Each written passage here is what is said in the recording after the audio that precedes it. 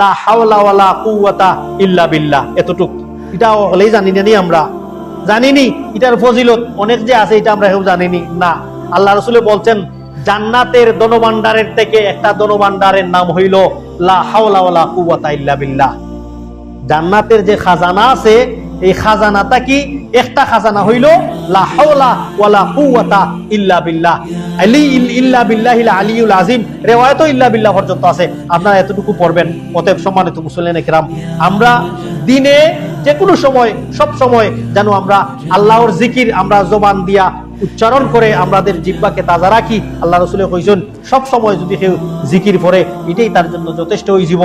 একলা বইয়া আছি আলহামদুলিল্লাহ ফরমু, একলা বইয়া আছি সুবহানাল্লাহ ফরমু, একা একা বসে আছি লা ইলাহা ইল্লাল্লাহু আল্লাহু আকবার এগুলি ফরমু, আস্তাগফিরুল্লাহ হইমু, আর নাও যদি পারি লা হাওলা ওয়ালা কুওয়াতা ইল্লা বিল্লাহ এগুলি হইমু। আল্লাহ সুবহানাহু ওয়া তাআলা যেন যা কিছু বললাম শুনলাম বিশুদ্ধ রিওয়ায়াত অনুযায়ী যে সমস্ত জিকির সাব্যস্ত আছে ওগুলি আপনি আমাকে এবং আমাদের পরিবারকে আমল করা